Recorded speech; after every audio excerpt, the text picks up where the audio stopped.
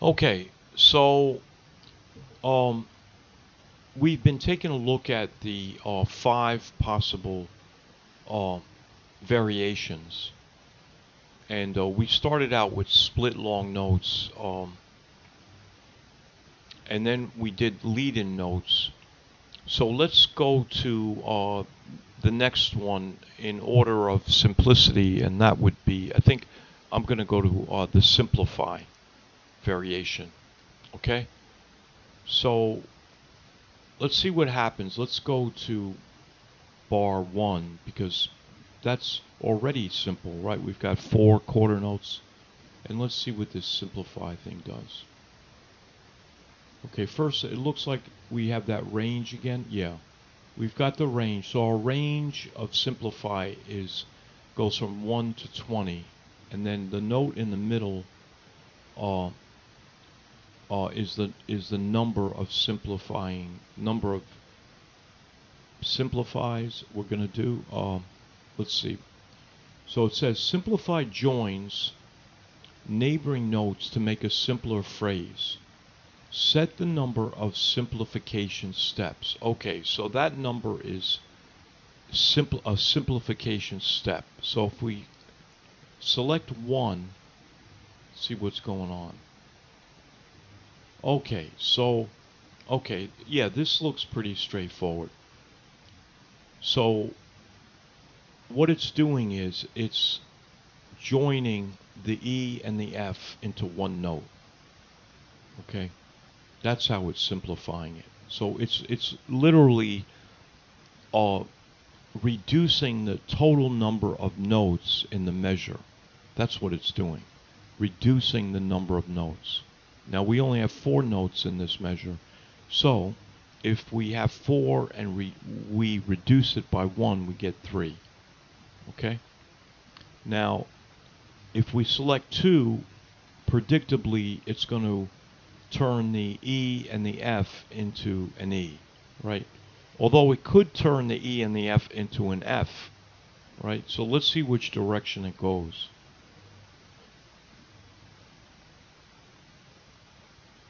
Well, it didn't do what I expected it to do.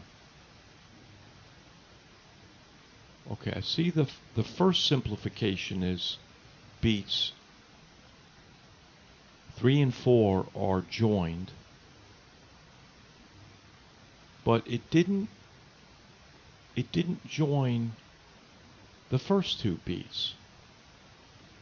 All right, but it did change the pitch. Go figure. Didn't join. Okay, now let's do 3. Okay, with 3 it joined. Now with 3 it joined the first 2. So the first joining is beats 3 and 4. The second doesn't join anything. And then the third joins beats 3 and 4, beats 1 and 2, and then those 2 beats into just one long whole note.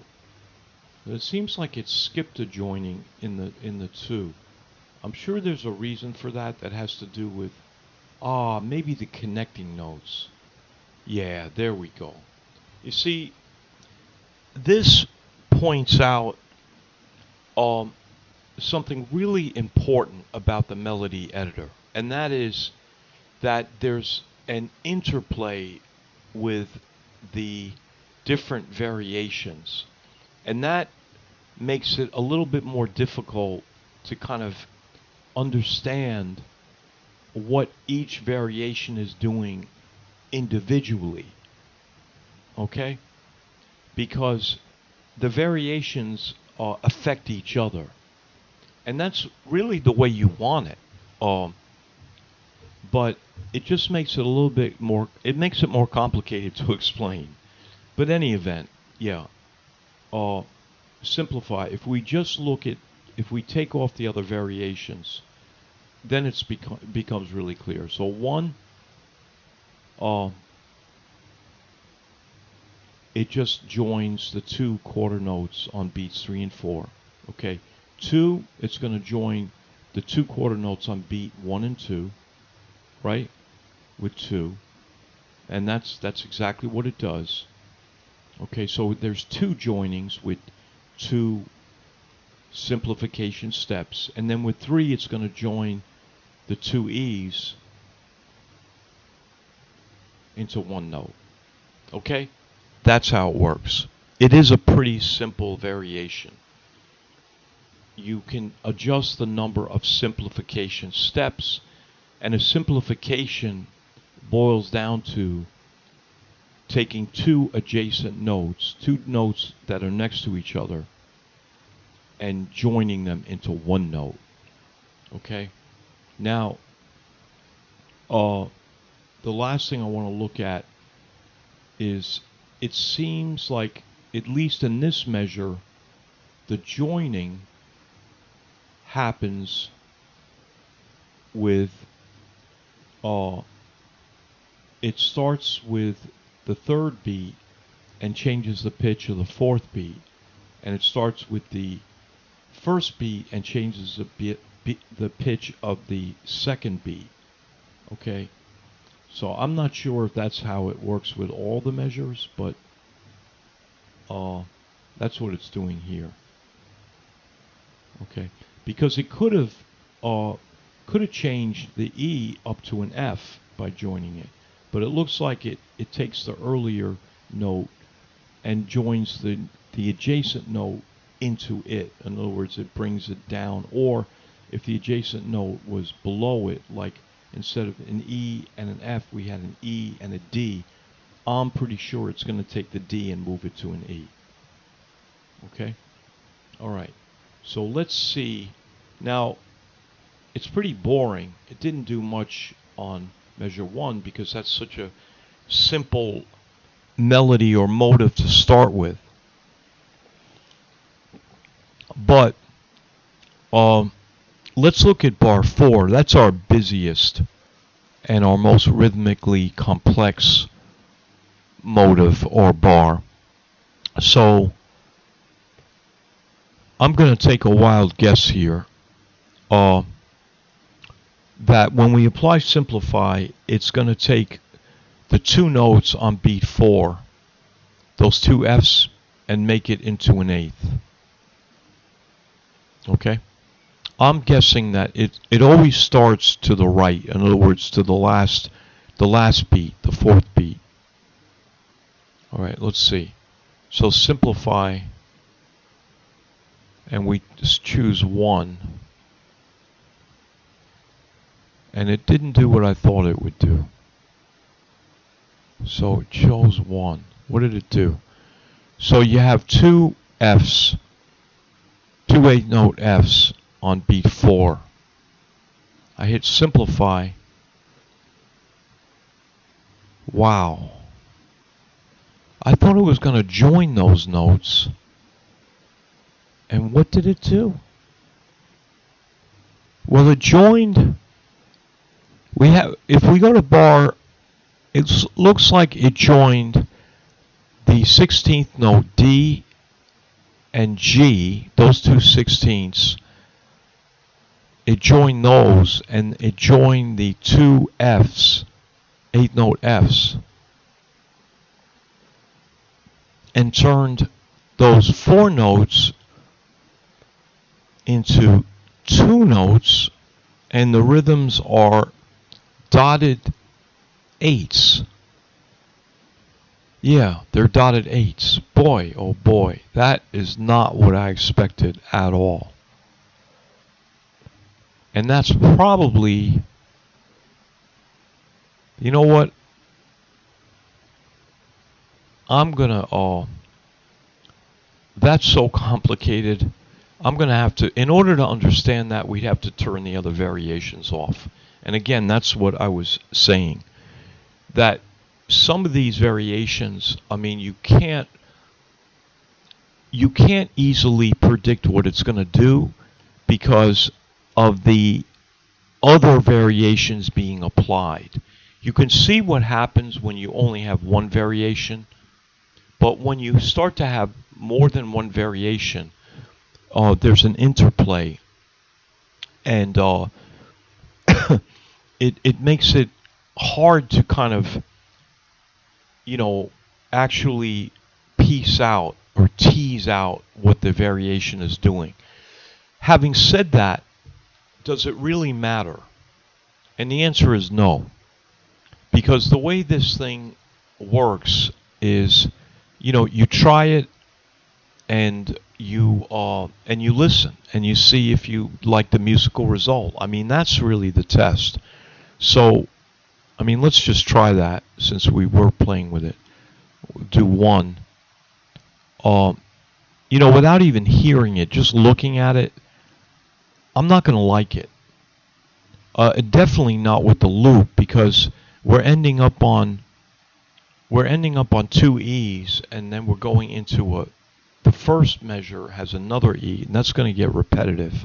Although, interestingly, we do have a nice rhythm change there, so we have two E's dotted eighth notes, and then we're going to move into a quarter note. Anyway, let's see how it sounds.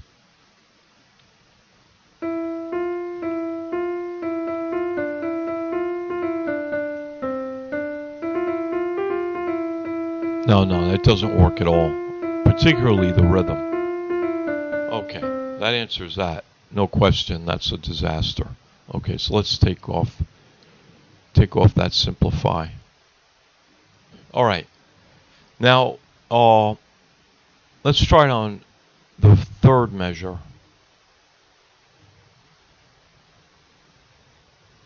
Wow. So the third measure, now it's changing the first note, and maybe because we have leading notes selected. I mean, let's take off leading notes, okay? And then hit simplify. Nope, that's not why. All right, put the leading notes back. Oh, the leading notes apply to the previous measure. Yeah. All right, simplify. Okay, well, what it's doing, this is easy to see. It's taking the first note, the E, and it's joining it, the E eighth note, and the E and the D eighth note, the first two notes, and just joining it into a D. Okay, so we can see that. That's easy. And then if we do 2, what is it going to do? Take the D in the second beat and the C in the third beat and make it just a half note D? Let's see. 2.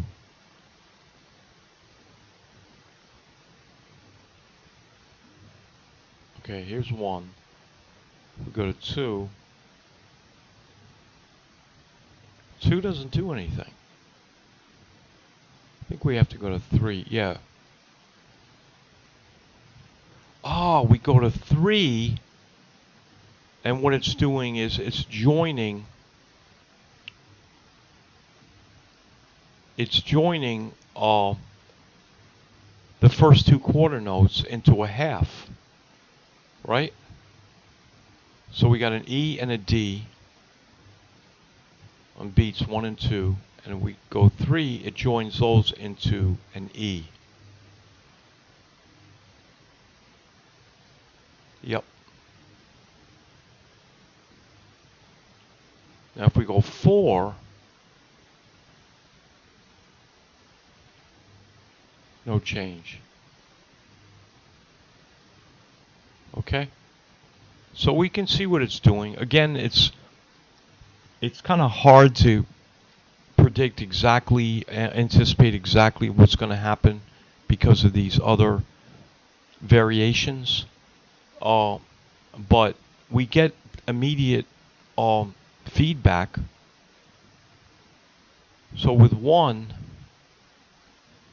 well, let's try 1, okay? We go from 4 notes to 3 notes. Let's try 1.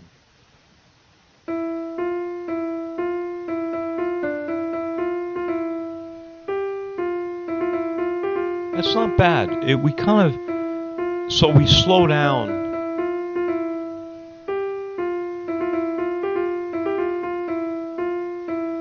In measure 3.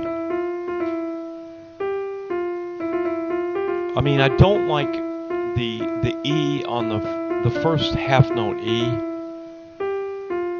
but kind of that leap from the E to the G sounds kind of nice. But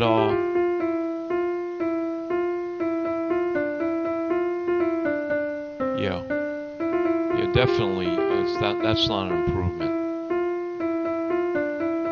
And if we hit, let's do 1.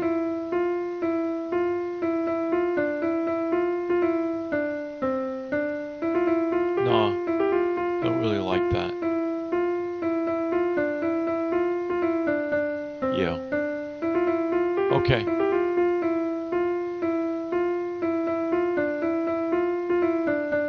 All right. Now let's see. Let's try it on bar 2. We haven't done that yet.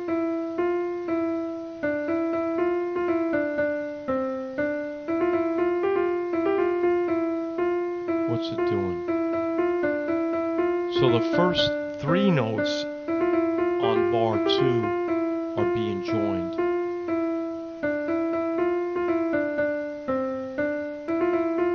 So that, somehow the program considers that one simplification step.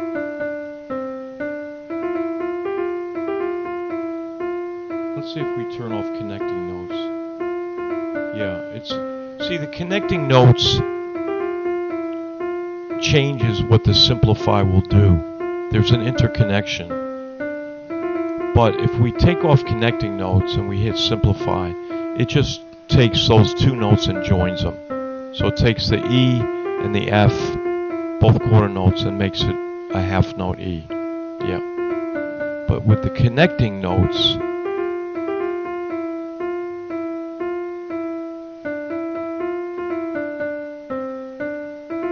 it joins 3 notes. Okay? Yeah. So that's all. That's the simplify variation. And I guess we can say it's not so simple. You know, it's going to depend on what other variations are going on in the measure. But let's stop this a minute. But I think if we have a really some type of busy arpeggio, let's imagine, going on in a melody with, you know, a lot of, let's say, arpeggio with a lot of 16th notes. This simplify could be beautiful.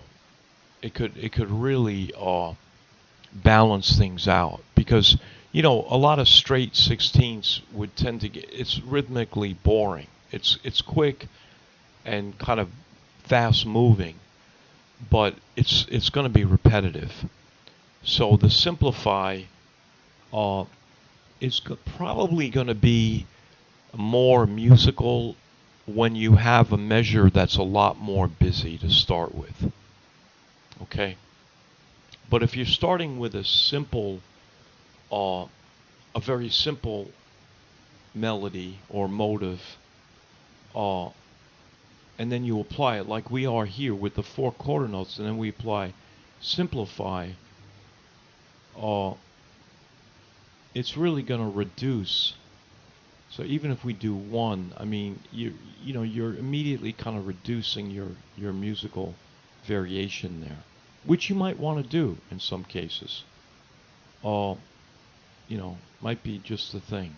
But any event, I think we've got the simplify variation down, and we're ready to move on to the next. So I'll see you in the next video.